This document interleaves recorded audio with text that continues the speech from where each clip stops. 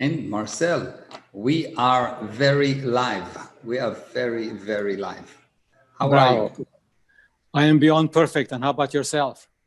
Amazing, amazing. Happy, very happy to see you. Very happy to be online.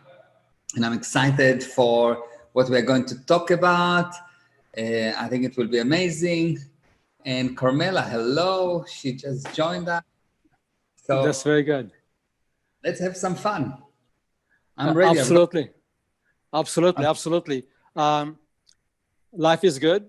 And since we have been doing these interviews, in addition to all our very busy activity, interacting with each other, seminars, webinars, you name it.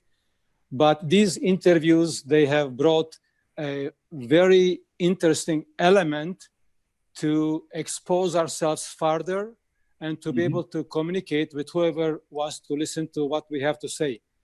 I'm super excited about this, as a result of which I said, okay, Fridays are dedicated for this purpose, because based on the commentary that I'm receiving, and I'm sure you are as well, people are thanking us for doing this.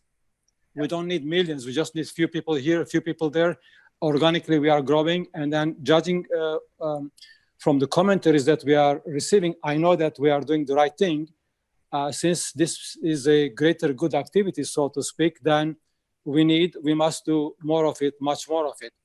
So that is really my opening commentary. I'm super happy and super committed, and we shall continue to do this as long as you are available. That's one.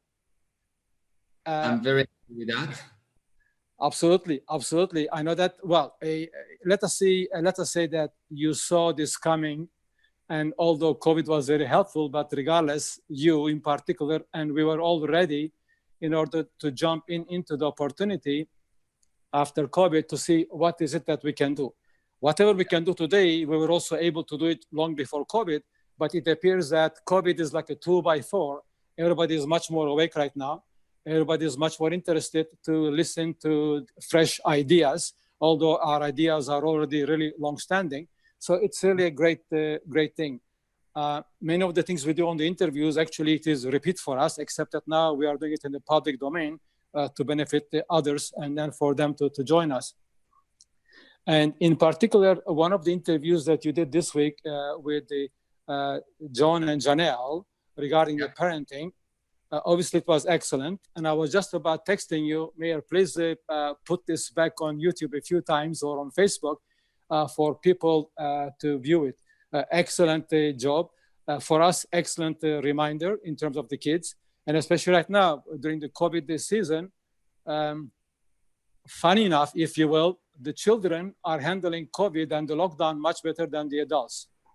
Yep. Just to prove to the point that they may have small bodies, but mind-wise and their spirituality-wise, they are handling it much better. How do we know? Because things are much smoother at home among the family members than the adults really can definitely learn from that.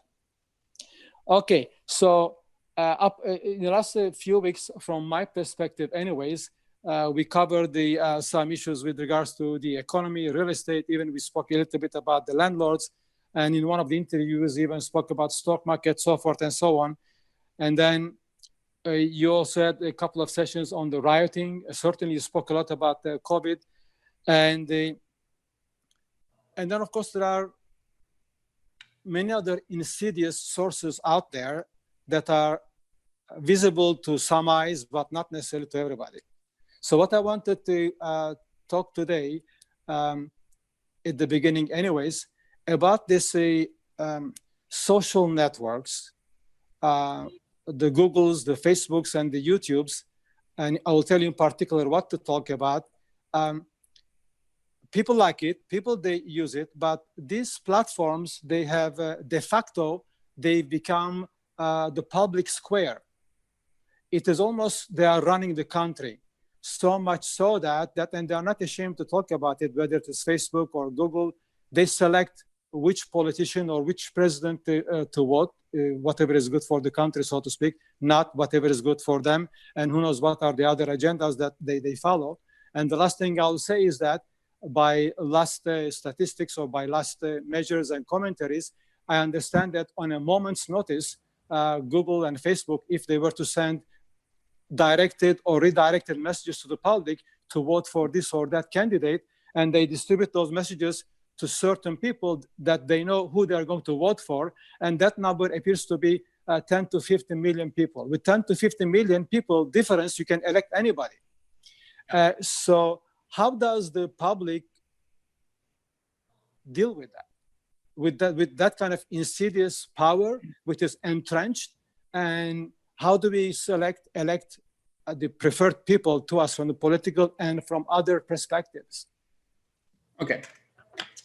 So I think that what we need to look at is how public opinion work. Okay. Public opinion work by every group has someone they rely on. They have an opinion leader, okay? And those opinion leader is who the group listen to. Every group has an opinion leader. He's not necessarily the guy that you like or don't like, but he's the guy that when he says, I think blah, everyone aligned to him. And if you will look, you will see that that's how it works. There's an actual opinion leader. It was always like that. It will, for as long as people are not awake, it will be like that, okay? And now those opinion leaders obviously have their own opinion leader and so forth. Up to the president has his opinion leader, yes? Everyone listen to someone, and those someone somehow come all together to the person that speak the most, the media. Now, the media, you think about it as CNN or this or that, but it's not. The media is actually a person. There's a person that defines the agenda. So the agendas that you get through the chains of opinion leaders are very, very specific, very, very defined. They are really exact. They've been engineered for the people to think in a certain way. And the question is, what's the handling? What's the handling? And the handling is quite simple, but because it's so simple, people don't do it. So what's the handling? The handling, the law is very simple. The law is simple. If the media, if the message that you get makes you an effect, not cause, the message is a lie. I'll give it to you again. If the message that you hear, if someone try to convince you how you are more effect, how you are not cause, the message is a lie. It's not important if it's coming from your parents that tells you, you know, if you will not study, you will not be successful. Nonsense. It's a lie. If you will not go to school, you will not be successful. It's a lie. Yes, because most entrepreneurs never got to school or were not doing good in school, and are doing very well. Millionaires and billionaires did not necessarily go to school. Most didn't. Correct. So if it makes you an effect, if someone tell you be afraid, if someone tell you you are not cause, if someone tell you you are not the source and cause of your future, he is lying to you, and not only lying to you, he actually want to badly control you. And if you will get that, if you will understand that, your life will change at that moment, because you will stop listening to how you are not good, not good, not good, not good. And don't think that if you hear something like you should be afraid, it doesn't mean that it's not affecting you.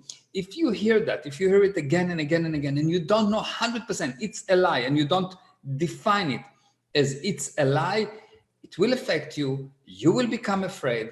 And what does it mean to be afraid? It's mean an unwillingness to communicate, an unwillingness to look. So basically they say, look, we know that you're powerful. We know that you're cause. We will throw sand into your eyes 24 hours a day, 365 days a year, until you will agree that you are a fact. And once you agree that you're afraid, once you agree that you are not cause, once you agree that things happen to you and you did not cause them, you start to go down, and the more you go down, the more effect you are.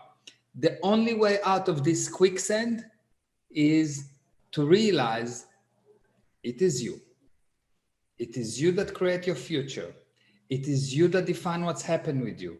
It is you that define everything. And when you are cause, you're creating your future. And when you affect, you're stuck in the past. And once you realize it is you, you can do something about it. And before you realize it is you, you cannot do something about it because it's not you. And that's the beginning, the middle, and the end. That's the story. And at that moment, the moment that you know it's you, the media have no power because you smell the rat. It's trying to make you an effect. You don't eat it because it's a rat. Yes. Make sense? Absolutely. It seems like it was true before as well, but so much more right now with the COVID and people slowly but surely understanding that the media is pulling a veil on them. Then this combined actually with fear itself, mind you, we are increasing the problem of mental health.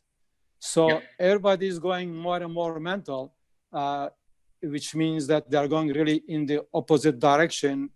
Instead of being less effect and be more cause, they are becoming more and more effect, and they cannot really help it.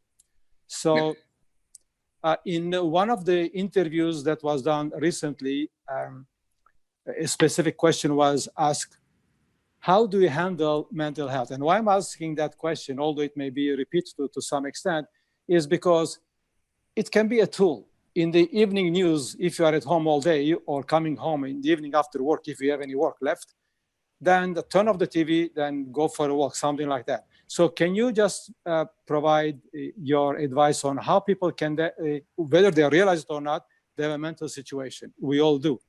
We are affected, we are influenced. What is a practical way of dealing with that? Okay, good. Just before I answer that, I just want to say hi and thank you for all the people that join us. On Instagram, I don't see your comments because this application we're using, you cannot see the comments on Instagram, but thank you for being there. If you have any questions, you can send me on private message on Instagram, and you can follow me on Instagram, Meir Ezra Official, on Facebook, on YouTube, Twitter. I will see your comments, and I want to say hi to Dolly. Hi, nice to see you, Dolly, here. And Dana, hi. And Carmela, of course, and Swapna. And Swapna say also hi to Marcel. Thank you. Yes, so very, very nice to see you here. And please start a watch party.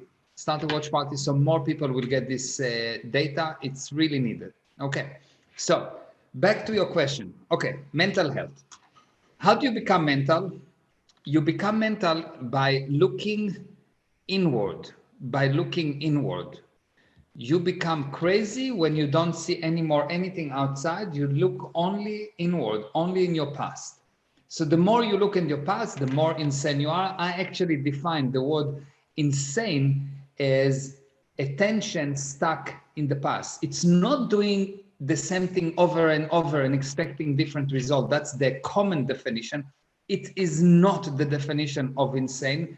That's actually the definition of tenacity. This is the definition of someone really strong that going on and on and on and continuing to go towards his target. Insanity is attention stuck in the past. So you see something, it reminds you something, and you go ballistic. Okay, so that's insanity. Now, how do you stop insanity? You don't get things to hit you. When you sit in front of a screen and it hits you, it's going in, you become insane. When you feel that you're down, when you feel you don't have energy, when you feel that you are worried, what you need to do is to force yourself. And for 5 seconds, and only 5 seconds, go and clean. And then another 5 seconds, clean and clean. Do the dishes, organize the clothes, do the garden, clean under the bed, wash things, move things. And when you finish to do all of that, go out and look at buildings and just do things that put your attention outward. Do things that have to do with handling the physical universe. Move the physical universe around. And if you'll do that, you will discover the most unbelievable thing in the universe. That this thing is the gym for the spirit. What do I mean it's the gym for the spirit? The spirit is this thing that generates energy. It's an endless source of energy. The word the spirit in Greek is described with the letter theta. And theta mean in Greek, endless source of energy. You create energy, not your body, not the food. You create energy. And you create energy by putting out communication, by doing things. You become successful, sane, able when you put out energy. You become cuckoo when you start to consume energy. You become a failure when you start to consume energy. So what you need to do to handle any depression, to handle anything that is not optimal with you, is to force yourself to move physical things around you. Now, if things go really bad, if someone is really insane, and it can be that someone will go really nuts because he didn't do this thing when he should have, and you want to help him, so there's two conditions. Number one, he went nuts and he is now on medication, or if he's not on medication. If he's on medication, you need to get him off medication, and you need a doctor, and you need to take him off medication. And by the way, I'm not a doctor, and what I'm giving you is not a medical advice. I'm telling you what I would do. You need to always ask a doctor if something goes wrong, yes? But this is my advice. This is what I would do.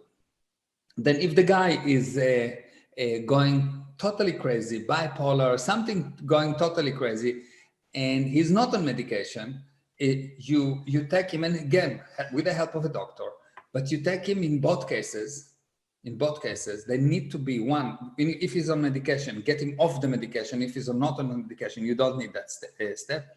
And you take him to a place that have a lot of space and nothing going on, like the middle of the desert. Mm-hmm. You put it there, and all you do with that person for 3-4 weeks, you take him for very, very, very long walks where he looks at things, and you minimal talking. You just walk with him. If you ask something, you acknowledge him, but you don't initiate talks. You don't talk. You don't tell him. You don't explain. You don't nothing. You just walk with him for 8-10 hours per day until he's exhausted. And when he's exhausted, you put him to bed to sleep. And when he wakes up, you take him to again. And in between, you give him very good food, very healthy food, no sugar, etc. Very healthy food and vitamins, minerals, and oil. And that's all. If you do that for 3-4 weeks, the guy at one point will say, whoa, what's going on? He will realize what's going on. He will make a decision, and you will see, he will come back to be a better version of himself. Now, very important to understand that you cannot cure mental problems with medication. Because what does it mean, mental? Mental means the spirit is sick. If the spirit is sick, the body is not the spirit. You are the spirit. You have a body. And if the spirit is sick, the body is not necessarily sick. It may be sick because the spirit is not taking responsibility, but the body is not sick. The spirit is sick. That's why there's no any blood test or any kind of a physical test that can tell you the guy is insane.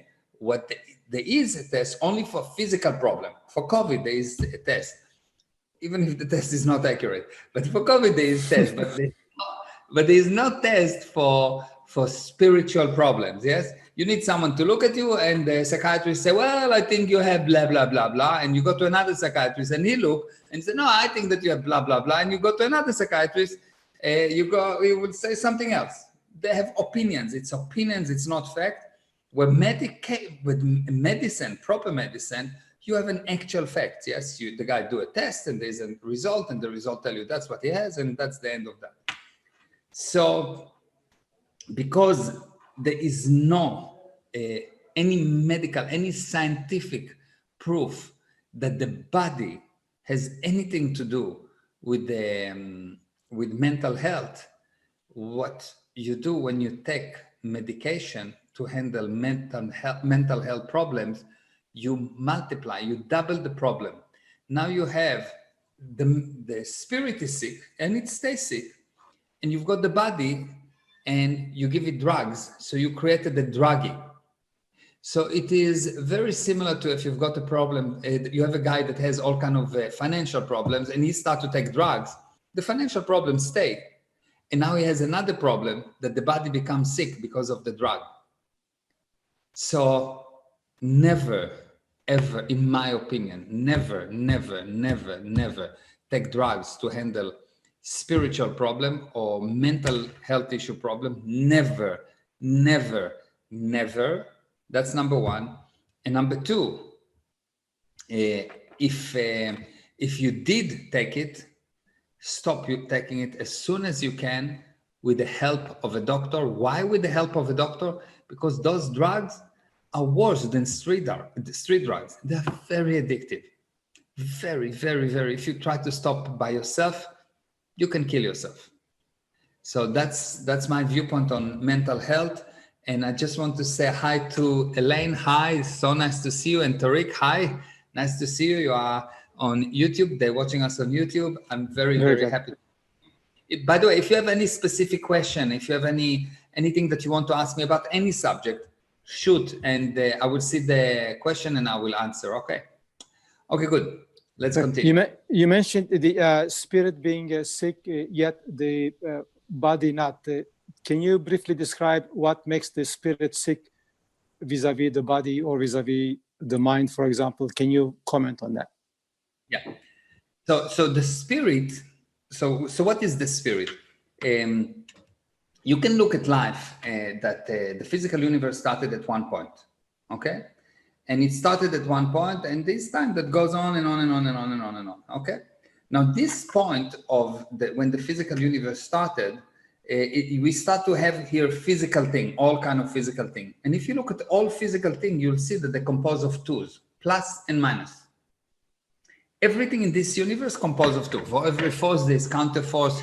In order to have good, you need bad. In order to have tall, you need short. Beautiful, ugly. In order to have a wife, you need an insane husband. No, I'm just joking. So you always need the opposite, yes? So you always need an opposite. So you've got plus and minus. So if everything is composed of two, it means that the first thing, that the building block of this universe is two, plus and minus. Does it make sense? To me, it does. Good. So the building block of this universe is plus and minus, which means that the first thing that happened in this universe, something put here plus and minus. Okay? So we've got plus and minus. This is a plus and minus, and this is the beginning. This is the start. Now, what the word start mean? Start mean was not here before. Start mean was not here before, which means when something started, it was not here before. If iPhone started in 2007, in 2006, it was not here before. Okay?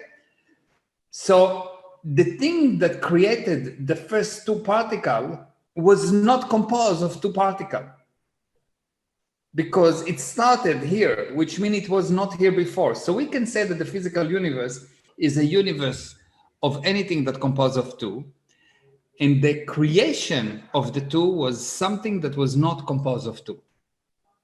So this thing we call a nothingness, and a nothingness, which nothingness means anything that is not composed of two, has the ability to create a somethingness. Okay? This nothing that has the ability to create the somethingness is called the spirit. Okay? So the spirit is a nothingness that has the ability to create any somethingness, anything you want. You can create just by ideas. You put an idea out, and you will see that you put the idea and it will materialize at one point, okay? So what does it mean to be insane? You are as insane as you lose your ability to bring something out of nothing. The more you believe that there is a reason within your past to what happened right now, the more insane you are, which means if this is the beginning and this is the first 2 particles and they created another 4 particles and they created another 16 particles, and at one point you look and you say, well, the 64 particle got created because of the 16 before and before, and you think that there's always some kind of a reason. So the more the more past, the more reasons you accumulate to things, the more useless you, the spirit, become, because reason now becomes senior to you. So the created become senior to the creator. And at that moment, you become dead. Because you die when you believe truly that you cannot create anymore. You die, the moment that you die is the moment that you decided there's nothing more I can create. And the more you get to that point, the more insane you are, because what does it mean insane? Is to stuck on the past. Actually, you can say that your past is the sum of all your limitation. Because if we will rely on the past, if people will really rely on the past and they will never realize that they can bring something out of nothing, do you understand we will never fly? You understand we will never have big cities? We will never have airplanes. We will never have cell phones, because we have cell phone because someone said, the hell with the limitation. I will find a way. And they bend the physical universe to behave according to what they want, and they did not behave to act according to what the physical universe wants. And that's what most people are doing. So the more you believe that the physical universe is senior to you, the more insane you are. And the moment that you realize that you are not part of the physical universe, you are the boss. The moment that you realize, I am the boss, the moment that you've got that, whoa, and you start to take to the physical universe and you say, the boss is here. That's what's going to happen. The moment that you take that viewpoint, you will see that you will become cause. The physical universe will start to obey to you, and there will be no pain for you, ever. Right. And by the way, I bow, Ola, bow, just join us. Perfect. It seems, based on what you are saying, that we have a number or a measure of creators, and everybody else essentially are followers, which is the start of their problems. And what we are really about is converting followers to creators. Make sense to you? Yeah, basically the way to, what I'm saying is that most people think that learning is a process of adding data. But what I say is learning is a process of deleting data, because you already know. And the deleting data, what you do is actually, if this is the beginning and you've got all this past, I remove the reliance on the past, and at one moment you find out that the way out of this mess that's called the physical universe is through the entrance. You go back to here and you can create. Now you can jump to here momentarily when you have big luck, when things happening as you want, when things are amazing, you can jump momentarily to that moment before the beginning. And you as the spirit can put something there and it just happened, and people look at you and say, wow, you're so powerful. Those people that are, wow, so powerful, are just basically saying, the hell with the past. I can be here at the beginning. And you do that by going to before the past. So you can say all your future start before your past. I know it sounds twisted, but your future start before your past. You will have as much future as you don't have past. Take a child, he just born, he has no past, so he has a lot of future. Absolutely. An old person agrees with a lot of past, so he's sure he's going to die, and he hope he will not go to where he's supposed to go. or to what he deserves. Yes. So, so this is an old man. Yes.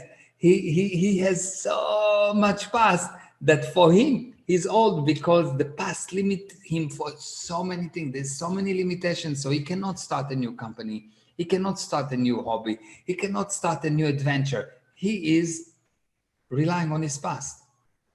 But if he could, you take people that their body is old, but they starting things, they coming up with things. Why? Because they said, the hell with the past.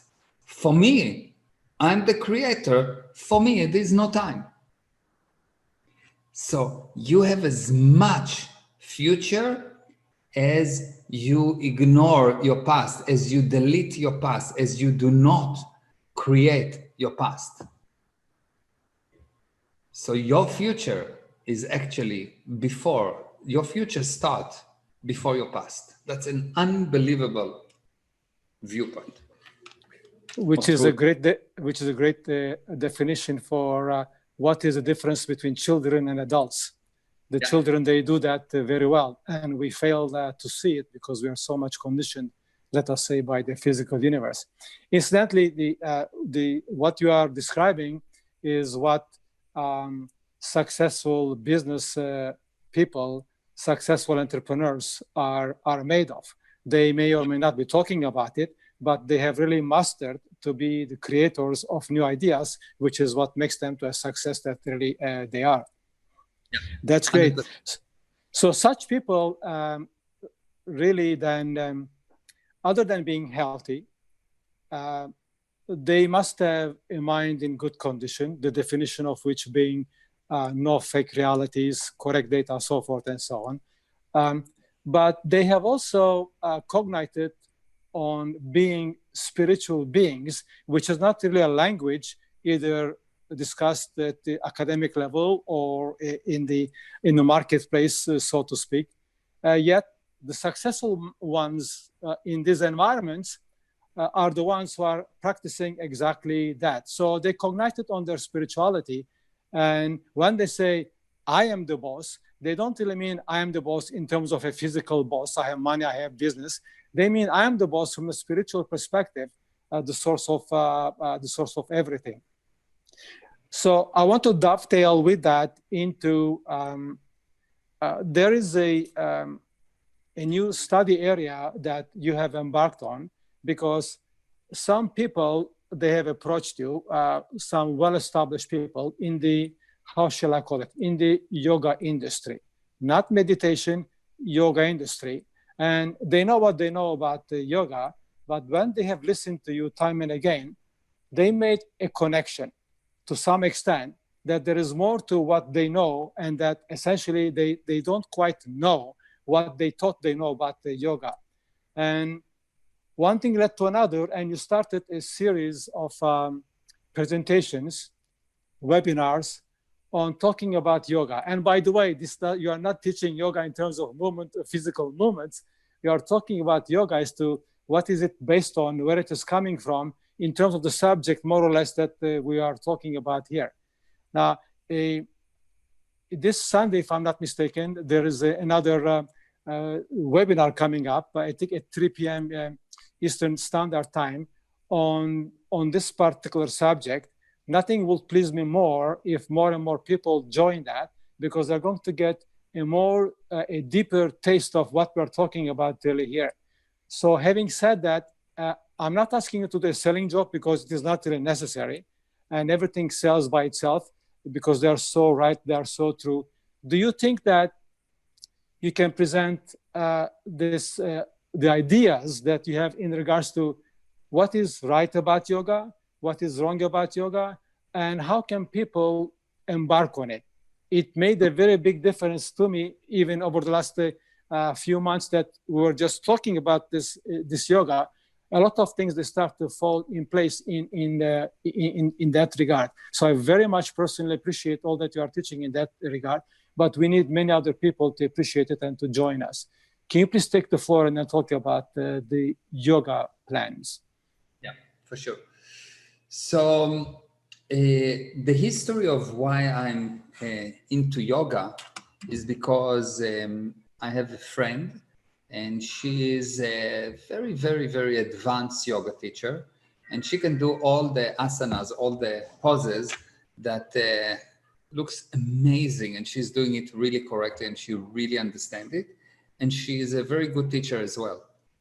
And but she realized, she was honest enough to realize that when she teaches the theory, the spiritual theory of yoga, which is really summarized in the Yoga Sutras, she doesn't get a result. She actually do not get the expected result. She see people do not improve. She see that people say that they're very spiritual, but they cannot buy a loaf of bread. They are very spiritual, but they have terrible relationship. They're very spiritual, but they don't understand anything about the physical universe. They're very spiritual, but they don't know how to fix an upset. So she said, well, that's not spiritual. Then why should I be spiritual if I cannot do anything with that? Why for? And she started to study with me, and she started to work with me, and she told me, you know, I really want to understand these Yoga Sutras. I said, let me read it. And I read it, and I said, you cannot understand it. And she said, what do you mean? I said, you cannot understand it. And she said, what do you mean you cannot understand it? I said, let's do an exercise. Let's take 15 people that study them, and I'll ask them a few questions, and let's see if they can explain to me the first 2 sutras. Not everything, no, not 20, not 196, just 2. And we've checked it with few people, and I've asked on a webinar of about 300 people, and not one person could explain any of those. That's right. Say them, you've been on that webinar, right? That's right. That's right. They could say them, they could parrot them, but when I ask them, what does it mean? And when I a little bit pushed to actually explain to me, I'm 6 years old, explain it to me. They couldn't. Now, why they couldn't is not because they are not clever. It's because what's written there is not complete. Now, why is it not complete? Because this thing was so powerful that the actual full version was a combination. It's basically was encrypted. There was something that's written, and there was a public key, that's what's written, and then there's the private key, which is what was moving from one person to another as a secret. And about 2,560 years ago, there was the last actual yogi, and with him, when he died, he took with him the key. Huh. And the key is not there. And so you have a message, an encrypted message that no one can read. No one can read. And that's the problem. Now, when you cannot read something, but you know that it's powerful, what people do, they start to invent. They invent definitions, they invent explanation. And the more they invent, the bigger the mess. So there are all kinds of opinions about the Yoga Sutras, and there are many books. And if you read the books, and if I'll ask you to actually explain what's written there, you will see that you may be able to parrot it, but you won't be able to explain it. So she said, so what are we going to do? I said, well, the only way to do is to get everyone not to listen to what I think is the definitions there, what I think is the secret key, because I'm just another opinion. Who make me so important that I have the secret key? So she said, what are we doing? I said, what we will do, I will teach everyone how to recover the secret key. How to recover the secret key. So you have 200 people on a webinar or in a seminar, and everyone, without talking to each other, each one is in a different country, each one not talking to each other at all, everyone find the same definition. So basically we rewrite the Yoga Sutras, and everyone write it the same. Not because I told them what to write, but because they realized what it means. And that's what I'm doing with the Yoga Sutra. I actually get you to realize that the Yoga Sutra as they are today, unfortunately, they're not even a shadow of what they were supposed to be. And you need to find the truth. Actually, if you will follow what the Yoga Sutra say today, because you will not actually understand, you will get worse. You will get worse. And that's quite fascinating because everyone instinctively knows that they're powerful, but they don't get the result. So even the people that wrote books about the subject, when they talk to me, they find out that actually they themselves don't know what they talked about. And I know it's not easy to hear, but try me. Listen to one of those Yoga Sutra seminars, and you will see that what you thought that you know is just a lie. We have been working together for many years. I can attest to it that it is hard to swallow, hard to confront. It is just a matter of plowing through it, and then the day comes and you start understanding. Thereafter, you have the ability to confront anything coming your way, including this. Mm-hmm. Yeah, it's really it is a really important data that you need to delete in order for you to find what you want to find. So you have all kind of filters in front of you, and only when you remove all those filters where you see the truth. And while you have the filters, you think that you see something right. But if you don't know there are filters there, you don't know that you don't see the truth, and you are sure that you see the truth. But the only indication that you don't see the truth is no results. So for as long as you don't have results in life, for as long as you don't feel that you use your full potential, for as long as your result not paralleling your potential, you still did not see the truth. Because the moment that you see the truth, you see yourself. And the moment that you see yourself, nothing is the limit. Not the sky and not the sea, and nothing is the limit.